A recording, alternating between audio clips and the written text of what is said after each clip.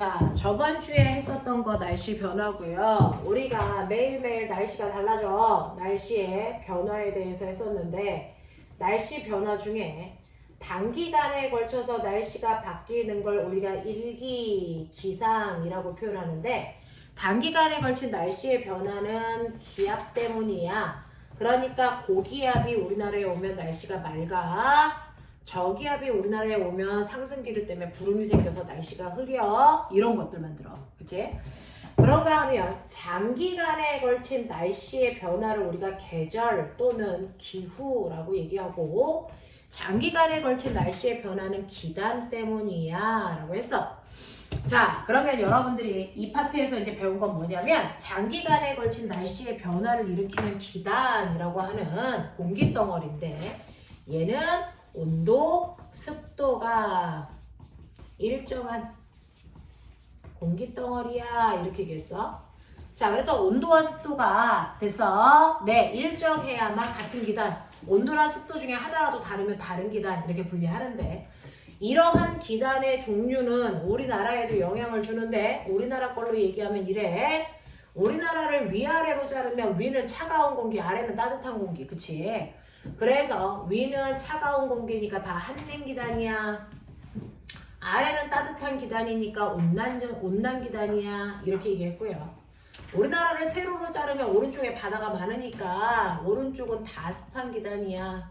왼쪽은 건조한 기단이 만들어져. 이렇게 얘기했었죠. 그래서 기단의 종류는 이렇게 네 가지가 있다. 근데 이러한 기단은 어느 지면에서 만들어졌느냐에 따라서 성격이 만들어지는 거기 때문에 그 지명을 그냥 그대로 딴다. 그래서 A는 시베리아이기 때문에 얘 이름이 시베리아 기단이고요. 우리나라의 겨울철 날씨를 만드는 아이다. 됐죠? 얘는요 우리나라 봄, 가을의 날씨를 만들면서 이곳의 지명이 양쯔강이라서 양쯔강 기단이라고 불러. 그 다음에 얘는요 우리나라 초여름 장마철을 만들 때 잠깐 왔다가 가는 애예요. 일본의 오호츠크 앞바다에서 만들어졌기 때문에 오호츠크해 기단이라고 하고 우리나라 초여름 장마철을 만드는 기단이고요. 얘는 초여름부터 한여름까지 우리나라에 영향을 주는 북태평양에서 만들어졌기 때문에 북태평양 기단이라고 하고요. 우리나라 여름을 담당해요. 뭐 이런 얘기죠. 그렇죠? 자, 이러한 기단들이 만들어지는 곳은 바로 그 계절에 여기에 대규모의 고기압이 형성됐기 때문이야 라고 얘기했어요. 자, 그래서 우리나라가 무슨 계절이니? 라고 하면서 다짜고짜 이렇게 일기도를 그려놓고 우리나라가 무슨 계절이야? 이렇게 물어본단 말이죠. 됐죠? 그러면은 선생님이 문제 푸는 방법은 우리나라 상공에서 가장 가까운 고기압의 위치 확인하고 무조건 저기압은 그것과 대각선 쪽에 이렇게 위치할 거거든요. 그러니까 저기압은 볼 필요 없어요. 고기압의 위치만 확인하면 된다. 그 고기압의 위치가 이 기단 중에 어느 위치에 배치되어 있는지 보면 계절이 나온다. 됐죠? 그래서 이 고기압의 위치가 바로 시베리아 기단이기 때문에 지금 아래쪽에 있는 그림은 우리나라 겨울철의 날씨를 그려놓은 거고요. 자, 시베리아의 기단에 영향을 받기 때문에 우리나라 자체가 시베리아스러워진 거죠. 그래서 대단히 추운 한내 그리고 건조해질 수밖에 없어 이렇게 얘기했어요. 됐죠? 얼마나 춥냐고요? 엄청 추워서 한파가 몰아닥쳐. 그리고 됐어. 네, 겨울철 날씨요. 3일 동안은 죽을 만큼 춥고 4일 동안은 견딜 만큼 추운 날씨가 반복돼. 이렇게 얘기했죠. 자, 그러면서 항상 바람은 고기압에서 저기압 쪽으로 이렇게 부니까 바람이 부는 풍향이요. 네, 북서쪽에서 바람이 불어서 남동쪽으로 가기 때문에 얘는 바람이 북서쪽에서 불어온다. 북서풍이야. 이렇게 얘기해요. 됐죠? 그리고 우리나라 기압 배치가요. 고기압이 서쪽으로 치우쳐 있기 때문에 서쪽에 고기압이고 반대쪽에 동쪽에 저기압이 배열되어 있는 형태야. 그래서 서구 동조형의 기압을 갖는다. 기압 배치를 갖는다. 이렇게 얘기하면 된다 그랬어. 되겠지? 자, 그런가 하면 우리나라 일기도를 이렇게 그렸는데요. 고기압, 저기압의 위치는 잘 모르겠는데 여기에 이렇게 특이한 됐어? 너네가 알고 있는 정체전선이 만들어졌어. 이걸 다른 말로 장마전선이라고 해. 됐지? 그래서 이렇게 장마전선이 만들어져 있다면 우리나라는 초여름이네, 장마철이네. 그렇기 때문에 얘는 오호츠크의 기단하고 북태평양 기단이 동시에 우리나라에 영향을 주는 거네. 이렇게 가야 돼. 됐죠? 자, 초여름 때는 고기압의 위치 볼 수 없어요. 전선 보시면 돼요. 되겠니? 그랬다가 이 고기압인 오호츠크의 기단과 여기에 있는 북태평양 기단이 우리나라에 영향을 주다가 무조건 오호츠크의 기단이 소멸하면 그때부터는 한여름이에요. 이렇게 얘기하죠. 자, 그러면 한여름일 때는 이런 식으로 우리나라 상공에 보시면 이쪽에만 고기압이 발달되어 있고요. 반대쪽 이쪽에 저기압이 형성되어 있어요. 됐죠? 자, 이런 식으로 고기압의 위치를 보면 여기가 북태평양 기단이기 때문에 우리가 이제 한여름이 된 거죠. 그래서 북태평양 기단의 영향으로 우리나라 그 자체가 북태평양이 된 거야. 그래서 우리나라 엄청나게 따뜻한 온난 다습한 상태입니다. 그래서 얼마나 더워? 죽을 만큼 덥죠? 무더위. 그리고 밤에도 기온이 잘 떨어지지 않아서 밤의 온도도 27도 이상이 되는 아주 뜨거운 밤 열대야가 만들어져. 그리고 눅눅하기 때문에 불쾌지수 엄청 높아. 그리고 여름 마지막에 늦여름에는 태풍도 와. 뭐 이런 거. 우리나라 여름 날씨의 특징이야. 그리고 바람은 고기압에서 저기압을 이렇게 보니까 풍향을 보면 너네가 보는 것처럼 남동 쪽에서 북서쪽으로 바람이 부니까 남동계절풍이 만들어져. 이렇게 얘기하면 되죠. 됐죠? 그 다음에 마지막으로 여러분들이 알고 있는 네 번째 날씨가 바로 봄, 가을입니다. 봄, 가을 날씨는 양쯔강 기단의 영향을 받는데 다른 기단에 비해서 양쯔강 기단은요 규모가 되게 작아서 되게 빠른 속도로 확 들어왔다 팍 나갔다가 이래요. 됐죠? 그래서 이 고기압이라고 하는 이 양쯔강 기단이 되게 빠른 속도로 움직일 수 있기 때문에 얘를 이동성 고기압이야. 이것 때문에 봄, 가을에는 날씨 변화가 커. 이런 특징을 갖는다. 알겠죠? 그래서 우리나라의 사계절의 날씨의 특징을 먼저 기단을 통해서 머릿속에 넣으시고 그리고 나면 이러한 기단들이 우리나라 상공에서 부딪혀요. 찬 공기와 더운 공기가 부딪히게 되면 찬 공기와 더운 공기가 부딪혔을 때 부딪히자마자 섞일 것 같지만 실제로 그렇지 않다는 걸 물을 통해서 실험해 드렸어요. 자, 80도의 뜨거운 물이 있고 20도의 차가운 물에 각각 다른 잉크를 탄 다음에 내가 가운데에 있는 막을 치우면 됐죠? 무거운 찬물이 밑으로 내려가고요. 가벼운 뜨거운 물이 위로 올라가면서 섞이지 않고 경계가 지는 것처럼 공기도 그렇습니다. 찬 공기와 더운 공기가 만나면 얘네가 섞이는 게 아니고 경계면이 져요. 자, 상공에서 생긴 이 경계면을 우리는 전선면이라고 하지 전선이라고 하지 않습니다. 그러면 전선은 어디야? 전선면을 쭉 따라 내려왔을 때 땅이랑 만나는 한 점, 이 점만 전선이라고 한다. 됐어. 그래서 시험에서 맨날 장난치려고 나옵니다. 전선면은 찬 공기와 더운 공기가 만나는 경계면이다? 절대 아닙니다. 됐어. 전선은 전선면과 지면이 만나는 곳이야. 전선면과 지면이 만나는 한 점, 여기만 전선이라고 한다. 자, 그럼 보세요. 찬 공기와 더운 공기가 만나서 전선이 생겼는데 그 전선 중에 누구의 힘이 세? 아, 찬 공기의 힘이 세요. 그러면 얘를 한냉전선이라고 불러. 찬 공기가 힘이 세니까 밀고 가면 추워져. 그래서 물이 얼어서 고드름 형태가 될 거야 라고 했어요. 그죠? 자, 그런가 하면 찬 공기와 더운 공기가 만났는데 따뜻한 공기가 훨씬 더 힘이 세서 밀고 가면서 따뜻해져? 이걸 온난전선이라고 한다. 얘는 따뜻한 공기 힘이 세서 다 따뜻하게 만드니까 고드름이 녹아서 물방울 표시로 한다. 기억나죠? 자, 그런가 하면 따뜻한 공기와 찬 공기가 만났는데 두 개의 세력이 같아. 어느 쪽으로도 안 밀려. 그 자리에 정체되어 있어요. 이걸 정체전선, 다른 말로 아까 배웠던 장마전선이라고 불렀다. 얘는 찬 공기와 더운 공기의 세력이 똑같기 때문에 한쪽은 찬 공기만, 반대쪽은 더운 공기만 두 개가 대치되게 그리면 된다. 알겠지? 자, 그 다음에 시간이 지나면 찬 공기와 더운 공기 사이에서 뜨거운 쪽에서 차가운 쪽으로 열이 이동하면서 온도 차이가 줄어들지? 그럼 나중에 섞인 효과가 나타납니다.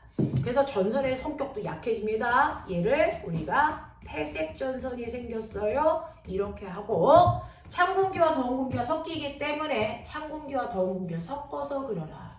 이렇게 됐습니다. 그렇죠? 이런 전선은 어디서 생깁니까? 여러분들 앞에서 배웠던 저기압 중심에서 전선이 생깁니다. 항상 전선이 생길 때는 정체 전선의 형태로 생겼다가 여러분들이 알고 있는 편서풍에 의해서 온난전선이 먼저 빠져서 앞으로 나가고요. 한냉전선이 뒤에 쫓아오는 형태가 됩니다. 편서풍에 의해서 일기현상이 이렇게 갈 거기 때문에 진행 방향인 여기를 앞쪽이라고 한다. 여기를 뒤쪽이라고 한다. 됐죠? 그래서 온난전선 앞쪽, 온난전선 뒤쪽, 한냉전선 뒤쪽 이렇게 표현하는데, 그럼 우리 집이 여기에 있으면 시간이 지나면 전선이 이렇게 움직이죠. 그러니까 우리 집에 가장 먼저 나타나는 건 온난전선 앞쪽의 날씨가 먼저 나타나고, 그 다음에 온난전선 가운데의 날씨, 그리고 한냉전선 뒷부분의 날씨가 우리나라에 순차적으로 나타난다. 알겠어? 자, 그래서 기역의 날씨에서 니은에서 디귿으로 이렇게 가면서 날씨 변화가 생길 텐데요. 일단 요거 단면은 시험에 많이 나왔다는 걸 문제 풀어보니까 알겠죠? 됐죠? 자, 졸면 안 된다. 여기 단면을 잘라보시면 여기를 A라고 하고 여기를 B라고 하면, A쪽은요 한냉전선인데, 한냉전선은 찬 공기가 밀고 내려가고요, 더운 공기가 쫓겨 올라가는데, 이때 찬 공기의 힘이 세기 때문에 더운 공기가 거의 수직 상승해서 경계가 급해진다. 그렇지? 온난전선은요 더운 공기가 밀고 찬 공기가 쫓겨 내려가는데, 더운 찬 공기가 무겁기 때문에 이동 속도가 느리다. 그래서 경사면이 완만한 걸 우리가 이렇게 그린다. 됐지? 자, 이런 식으로 되어 있는 전선의 단면 보시는데 가운데는 더운 공기만 있어야 된다. 맞죠? 이렇게 그릴 수 있어야 되고. 자, 그랬을 때 지나가면서 우리나라에 기역, 니은, 디귿의 날씨 변화가 생기는데요. 그 중에서 기역은요, 온난전선은 더운 공기가 상승하면서 옆으로 퍼진 층운형의 구름으로 넓은 지역에 이슬비가 와. 그게 바로 온난전선 앞부분이잖아. 그렇죠? 그리고 한냉전선에서는 더운 공기가 수직으로 상승하면서 구름도 수직으로 발달한 저군형이 생기고요. 그것 때문에 소나기가 올 건데, 이동 속도가 빠르니까 한냉전선 뒷부분에 소나기가 와. 이렇게 되거든요. 자, 그래서 보시면 여러분들 A는 온난전선 앞이기 때문에 층운형의 구름으로 이슬비가 내리다가 온난전선이 지나가면 오던 비가 안 내리고 날씨 맑음이 돼요. 그랬다가 한냉전선이 지나면 다시 저군형의 구름으로 소나기가 내린다. 이렇게 가야죠. 됐죠? 자, 그러면서 이 사이에 온난전선이 이렇게 지나가게 되는 건데요. 온난전선이 지나가면 기온은 따뜻해지겠죠. 기온 상승. 기온이 상승하면 기압은 어떻게 돼? 기온과 반대니까 하강하겠죠. 됐어? 네. 그 다음에 이 부분에서는 한냉전선이 지나갑니다. 찬 공기가 막 지나갔다는 얘기죠. 기온이 다시 하강. 그러면 기압은 상승. 이러니까. 알겠어? 그러면서 시험에 가장 많이 나오는 건 전선이 지나갈 때 풍향이 90도로 바뀌거든요. 풍향 외우는 거.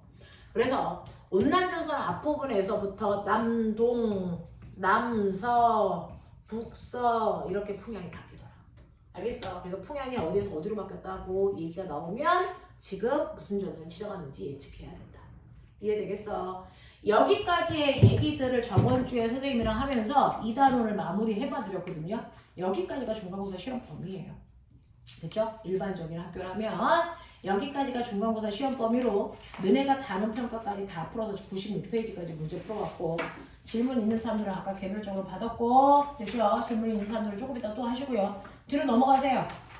자, 뒤로 넘어가시면 단원 평가 문제예요. 자, 단원 평가 문제에서 우리가 기단전선 파트 문제 안 풀었거든요. 그래서 그거 잠깐만 풀고 나서 오늘 거 진도 나갈게요. 자, 50페이지 있어요.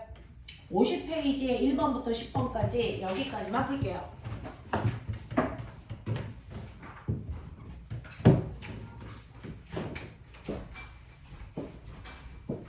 딱 맞춰왔어. 딱 시험 보고 있어. 50페이지, 50페이지 1번부터 10번까지. 50페이지.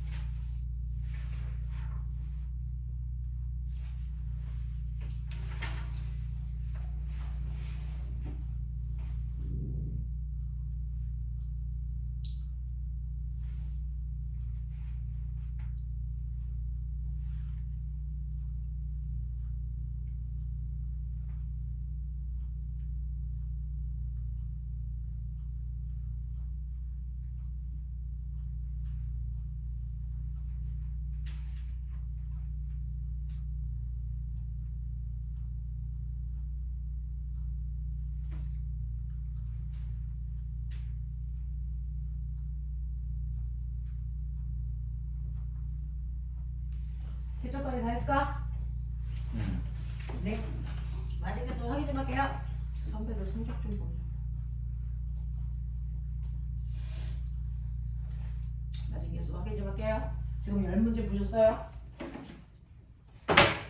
오늘부터 물리라서 조금 어려워요. 자, 10문제 보셨어요?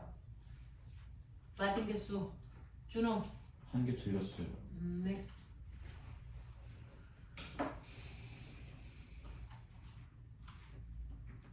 혜윤이. 상원이. 저거 한 개. 태연이. 네. 이 정도 하셨군요. 자, 들린 것 중에 질문 없어? 할만해? 오케이. 자, 그러면 이 정도였어요. 자, 오늘부터 물리 파트 진도 나가죠. 이 부분이 기말고사 시험범위여야 되는데 과천중은요. 이 부분을 중간에 보기도 해야 합니다. 그래서 학교마다 3학년 때요. 시험 보는 게 조금 더 왔다 갔다 하세요. 그래서 3학년은 1, 2학기 책을 한꺼번에 다 가지고 뭐 1, 2학기에는 역학만을 먼저 뽑아서 시험을 본다든가 좀 3학년 때 시험 범위가 좀 넓혀서 조금 우리가 갈 수 있는 최대한을 선생님이랑 나갈 수 있게끔 할 거고요. 선생님이 저번 주에 줬던 시간표 있죠? 우리 일요일 날은 시간대 바뀐다는 거.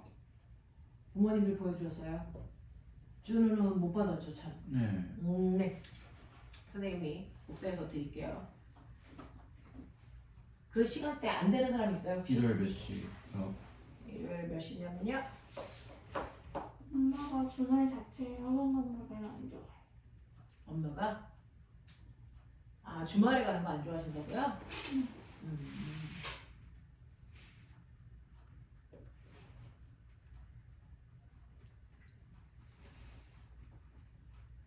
잠깐만, 아까 우리 소정쌤이 나한테 보내줬었는데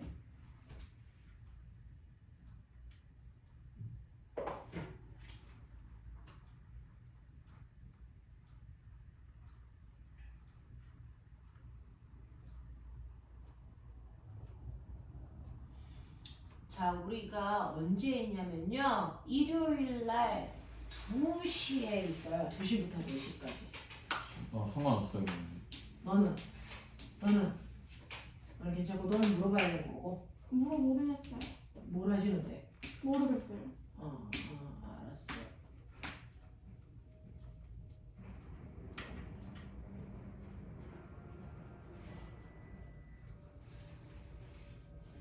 너무 졸리면 물 한 번만 먹고 와도 돼요? 음.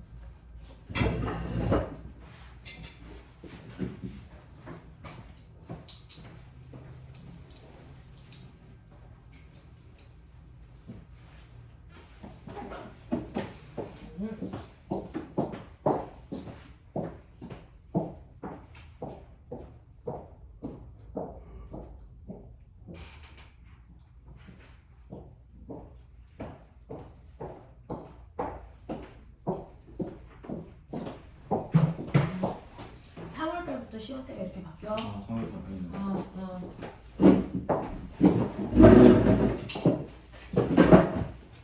그래서 선생님하고는 다음 주까지만 같이 수업하고요. 다음 주부터는 다른 선생님 오셔서 일요일날 수업하실 거예요. 자, 그러면 여기 운동 파트에서요. 우리가 해야 게 뭐가 있는지 보죠. 자기네들이 가지고 있는 내용 중에 3단원은 물리라고 하는 부분이고 물리 중에서도 힘이나 운동을 역학이라고 해요. 역학 파트예요. 역학 파트에 있는 내용은 조금 어려울 수 있는데 이 정도 내용을 하고 가셔야 고등학교 내용을 따라가거든요. 고등학교에서의 물리라고 하는 거 그리고 이게 그대로 고등학교 1학년 때 통합과학으로 나와요. 그래서 튼튼하게 좀 잡아갈 수 있게끔 하셔야 되는데 너네들이 알고 있는 중학교에서의 운동은 그래도 약간 컴팩트하게 쉬운 부분들만 들어가 있으니까 이해하고 가보죠. 자, 우리요 지구상에 있는 물체에 뭐를 보냐면 물체의 운동성을 본다. 물체의 운동성을 보는데 시간이 지나도요 여기 새서울 프라자 건물처럼 시간이 지나도 물체의 위치가 계속 그 자리 안 바뀌는 아이들 그런 애들을 우리 뭐라 그런다? 정지된 물체라고 한다. 근데 시간이 지나니까 마치 저기 밖에 있는 자동차처럼요. A라는 물체가 오른쪽 방향으로 2m/s의 속력으로 막 가서 됐죠? 시간이 지나니까 얘가 여기 와 있어 라고 하는 것처럼 시간이 지나니까 물체의 위치가 달라지는 물체를 우리가 운동하는 물체라고 하겠죠. 자, 그래서 물체는요, 정지되어 있는 물체와 운동하는 물체로 나눌 수 있어요. 이게 운동하는 물체와 정지된 물체로 나누는 걸 물체의 운동성으로 나눴다 이렇게 표현합니다. 그 중에서 정지된 물체하고 운동하는 물체로 혹시 구별 못하는 사람이 있지 않을까요? 절대 그렇지 않아요. 왜? 뚜렷하게 다르거든요. 그러면 운동하는 물체랑 정지된 물체가 뭐가 다른데? 라고 하면 운동하는 물체는 운동하기 때문에 나타나는 특징이 있어요. 그걸 우리가 뭐라고 하냐면 운동 상태라고 합니다. 움직이기 때문에 나타나는 특징이라는 게 같기 때문에 정지된 물체와는 뚜렷하게 다릅니다. 그게 뭔데? 바로 그 멋진 빠방, 빠르기와 방향이에요. 움직이는 물체는 움직이는 그 순간부터 어딘가를 향해 가는 방향이라는 게 생겨요. 그래서 얘는 오른쪽으로 가고 있어요. 이렇게요. 그리고 똑같이 10m를 가더라도 1초 동안 가는 사람도 있고 10초 동안 가는 사람도 있기 때문에 그 물체의 빠르기도 있겠죠. 됐죠? 이렇게 움직이는 물체는 움직이기 때문에 빠르기와 방향이라는 걸 갖습니다. 그걸 우리가 빠방 고등학교 때 그렇게 내가 가르쳐 주는데. 자, 그러면 오른쪽, 왼쪽, 위, 아래는 여러분들 보시고 말로 표현하시면 되는데 그러면 그 물체가 움직이는 빠르기는 어떻게 우리가 표현합니까? 수학 시간에 배웠죠. 물체가 얼마나 빨리 움직였어? 라고 하는 정도의 빠르기는요. 일정한 시간 동안의 위치 변화량으로 계산하면 된다. 일정한 시간 동안의 위치 변화량으로 계산하면 돼. 쉽게 얘기할게. 시간분의 간거리. 알겠습니까? 시간분의 이동거리로 계산하시면 물체의 빠르기가 나와. 이런 얘기야. 그러니 여기 10m를요. 얘는 5초 동안 갔어요. 그러면 10m라는 거리를 5초라는 시간 동안에 갔네. 그러니까 얘 빠르기 얼마야? 숫자는 숫자끼리 계산. 단위는 단위끼리 계산. 그래서 얘 빠르기는 2m/초예요. 이렇게 얘기하죠. 되겠습니까? 자, 그럼 거꾸로 얘기하면 꼬맹아 고개 들어. 5m/초예요. 이거 무슨 뜻이야? 나는 1초에 5m씩 갈 수 있는 빠르기야. 이런 뜻이야. 됐어. 그래서 나는 1초에 5m씩 가. 그럼 꼬맹아 생각해봐. 3초 동안에 몇 미터 갔겠니? 쉬워. 그렇죠. 1초에 5m씩 가니까. 그러면 20m 가려면 몇 초 걸리겠냐? 4초. 맞아. 그러니까 굳이 거속시라는 걸 외울 필요가 없는 거죠. 그 단어가 가지고 있는, 단위가 가지고 있는 의미가 뭔지 정확하게 분석하면 공식이라는 걸 외울 필요가 없어요. 그래서 물리는 느끼는 거다. 그 의미가 가지고 있는 걸 머릿속에 잘 느끼셔야 된다. 외우는 게 아니고. 어떤 애들은 5m/s라고 줬는데도 3초 후에 몇 미터 갔어? 모르겠대. 그럼 제대로 의미 해석을 한 게 아니거든요. 됐죠? 그래서 이렇게 단위들이 가지고 있는 의미들이 있기 때문에 잘 보셔야 됩니다. 5m/초란 얘기는 1초에 5m씩 가고 있다는 뜻입니다. 알겠어? 네. 그러니까 얘가 2m/초란 얘기는 얘는 1초에 2m씩 가. 그러니까 3초 지나면 얘는 6m 갈 거야. 10m 가려면 얘는 5초 걸려. 당연하죠. 그걸 우리는 거속시라고 하는 걸로 미친 듯이 막 외우잖아요. 이걸 외울 이유가 없다고요. 의미만 잘 해석하면 된다고요. 됐죠? 자, 이런 식으로 물체가 움직이는 빠르기라고 하는 거, 일정한 시간 동안의 간거리를 얘기한다 라고 하는 거. 자, 그러면 이렇게 물체가 움직이는데 그 물체가 움직일 때요. 어떤 물체가 처음에 움직이는 빠방을 봤어? 자, 물체가 움직이는 빠르기와 방향을 봤는데요. 오른쪽 방향으로 10의 빠르기로 가고 있어. 좋았어. 가고 있다고요. 운동하는 물체예요. 자, 근데 시간이 지나 나중에 됩니다. 나중에 이 물체의 빠방이 어떻습니까? 라고 했더니 여전히 오른쪽으로 10의 빠르기로 가고 있더라는 거죠. 그러면 얘는 처음과 나중이요. 방향이 안 바뀌고 빠르기도 안 바뀌네요. 네, 이래요. 어떤 물체가 가는데 처음이나 나중이나 방향도 빠르기도 아무것도 안 바뀌는 아이가 있어. 이거 멋진 말. 빠르기가 같아요. 같을 등자 써서 등소. 됐어. 네, 한 방향으로 쭉 가요. 무슨 운동? 직선 운동 하고 있어요. 이렇게 얘기하는 거죠. 됐죠? 네. 그래서 물체가 빠르기 안 바뀐다는 뜻으로 등소, 방향 안 바뀐다는 뜻으로 직선, 그래서 등속 직선 운동하고 있어요. 이렇게 얘기한다고요. 되겠어? 자, 이렇게 시간이 지났을 때 물체의 빠르기나 방향이 바뀌지 않는 등속 직선 운동이요. 꼬맹아, 나 물어볼게. 그러면 등속 원운동이라는 것도 나 알고 있는데 이거 같은 말이야, 다른 말이야? 같은 말이야, 다른 말이야? 전혀 다른 말이죠. 왜? 등속 직선 운동은 한 방향으로 같은 빠르기로 쭉 간다는 거죠. 근데 등속 원운동은 뺑글뺑글 돈다는 얘기죠. 얘는 방향이 바뀌니 안 바뀌니? 매 순간 바뀌는 거죠. 얘는 운동 방향이 여기서는 이쪽, 운동 방향이 지속적으로 바뀌어서 원을 그릴 수 있는 거예요. 됐죠? 그래서 등속 원운동은 등속 직선 운동이 아니다. 알겠습니까? 방향 바뀌는 운동입니다. 전혀 다른 말입니다. 자, 그러면 이런 식으로 아무것도 안 바뀌는 등속 직선 운동을 하고 있는 아이들의 예를 보여드릴게요. 첫 단추가 제일 중요해. 머릿속에 차곡차곡 집어넣어. 특히 남자들은 물리 선택하셔야 공대 가니까. 자, 등속 직선 운동하고 있는 아이들의 대표적인 예는요. 처음에 0초, 1초, 2초, 3초, 4초라고 하는 시간이 지납니다. 됐어? 그 시간이 지나는 동안 0초일 때 기준점에 있었는데 시간이 지나면서 기준점으로부터 어떻게 멀어집니까? 라고 하면 0초였다가 1초가 되면서 기준점으로부터 2m 먼 곳에 갔어. 자, 그 다음에 2초가 되면서 또 2m 더 가서 4m인 지점, 6m인 지점, 8m인 지점에 와 있다고 치자. 됐어? 자, 그러면 각각의 구간마다 이물체의 빠르기 어떻습니까? 라고 하는 빠르기를 우리가 속력 이렇게 얘기합니다. 속력이 어떻습니까를 봐야 되겠죠. 방향을 한 방향 쭉 가고 있는데 빠르기도 일정해 봐야죠. 첫 번째 1번 구간, 2번 구간, 3번 구간, 4번 구간 이렇게 지납니다. 1번 구간 동안에는 0초에서 1초가 됐으니까 1초라는 시간 동안에 0에서 2m까지 2m 갔어요. 그러면 얘 속력 얼마입니까? 라고 하면 속력은 시간분의 간 거리죠.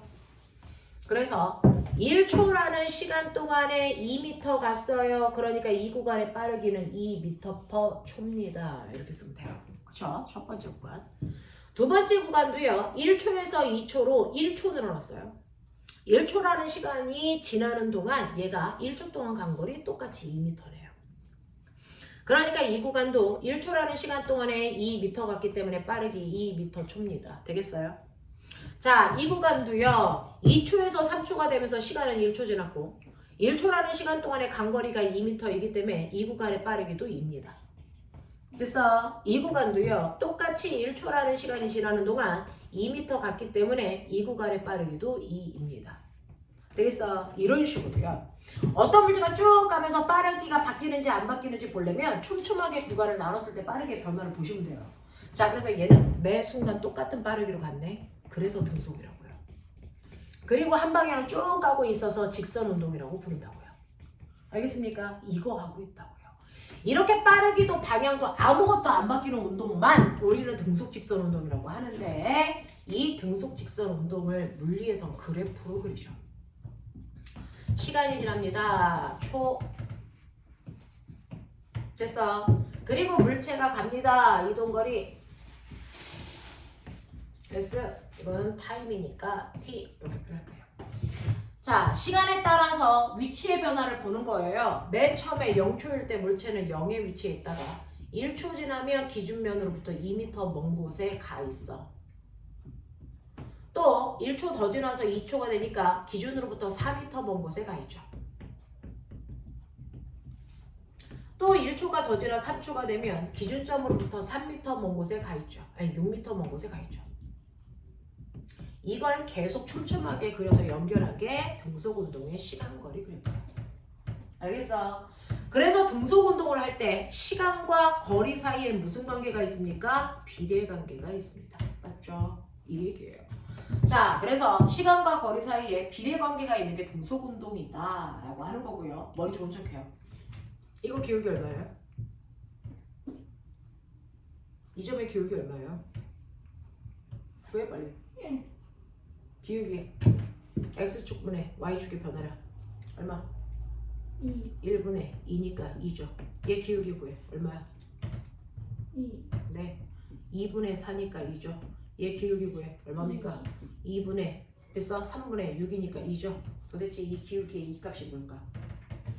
수학은요 단지 저 값을 구하면 되는 거야.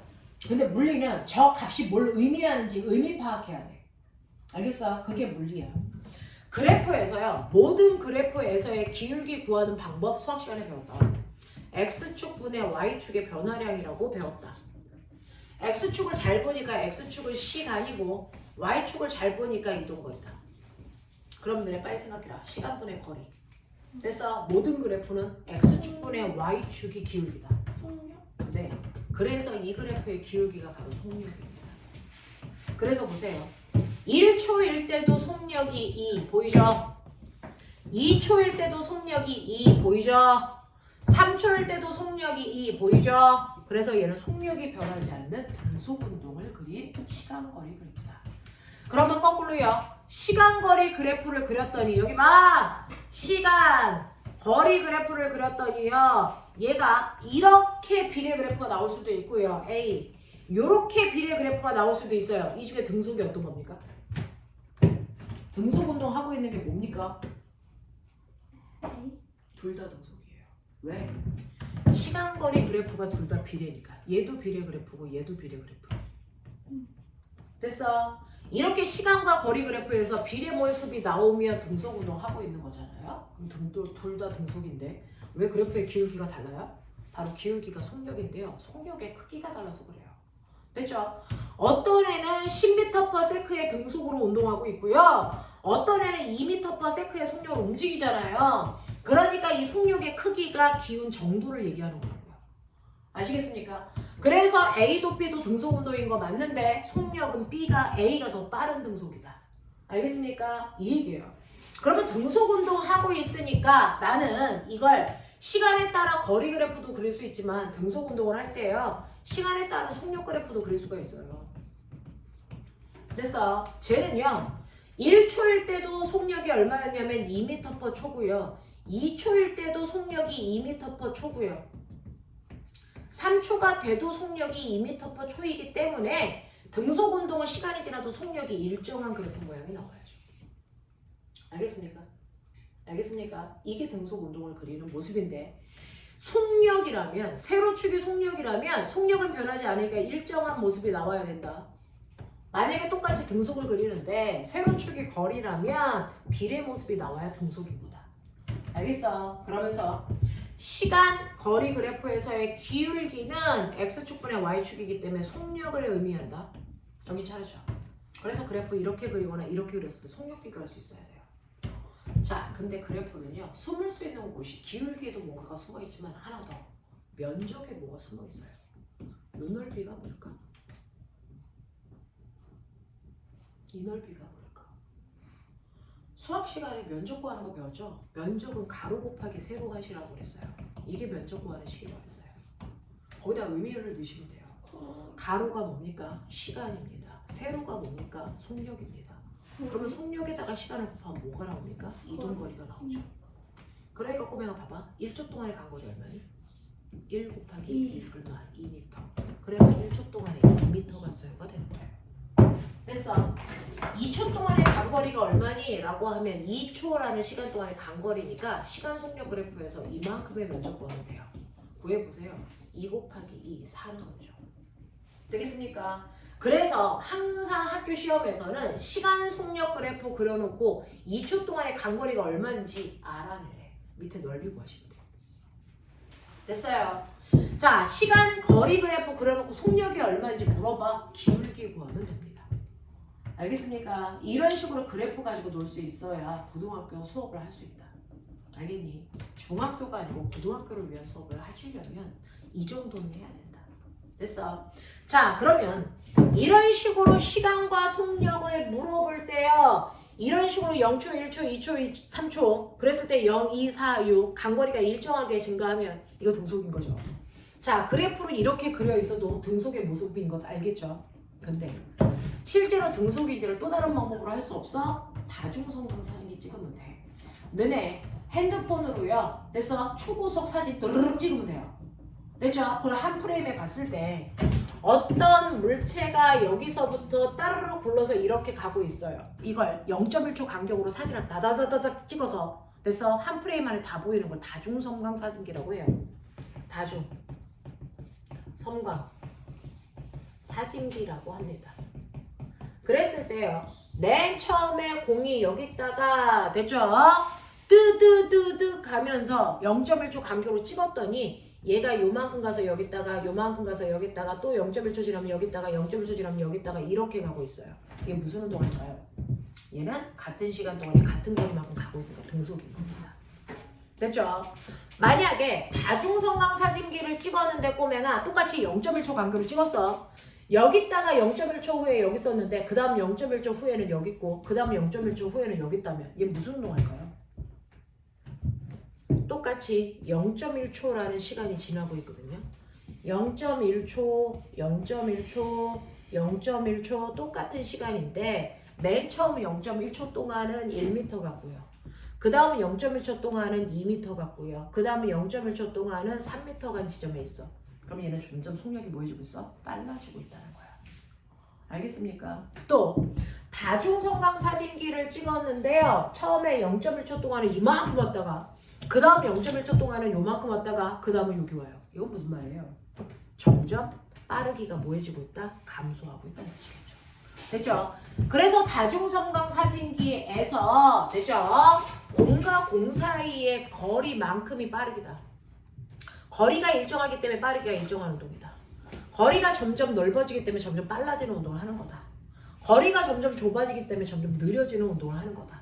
알겠습니까? 이걸 예측할 수 있어야 되는데 어떤 프레임으로 찍으니까 얘가 이래요. 무슨 말인지 해석해봐. 여기 있던 애가 여기 있고 그 다음에 여기 있고 이래요. 얘 무슨 운동할까? 얘 무슨 운동입니까? 다중성광 사진기를 찍었더니 저래요. 위에 있는 애는 저 모습인데. 됐죠? 그러면 얘는 뭡니까? 얘도 똑같은 시간 동안의 간거리가 일정하죠. 등속 운동이다. 근데 위에 있는 기억하고 니은의 차이점이 뭐예요? 얘는 0.1초 동안에 1m씩만 간다면 얘는요 이거 두 칸 갈 동안 얘는 한 칸이면 되죠. 됐죠? 그러니까 얘는 0.1초라는 시간 동안에 무려 2m 간다는 거죠. 됐어? 그래서 얘도 등속이고 얘도 등속이지만 얘는 빠르기가요. 됐어? 10m/초의 빠르기라면 얘는 20m/초의 빠르기로 2배 빨라요. 많은 뜻입니다. 됐어? 둘 다 등속인 건 맞지만 얘의 속도가 더 빨라. 그래서 얘는 0.1초라는 같은 시간 동안에 이만큼 올 걸 얘는 요거밖에 못 가. 이런 얘기야. 맞아. 그러니 이 그림이 뭐 누굽니까? 얘죠. 기울기가 급하네. 더 빠르니까. 얘가 누굽니까? 얘죠. 하시겠습니까? 맑게 알아듣습니까? 이런 얘기예요. 됐죠? 그래서 여러분들이 등속이라고 하는 게 뭐여야 되는지를 납득해야 된다. 됐죠? 자, 101페이지 보여요? 101페이지 1번부터 6번까지 빨리 풀어보세요.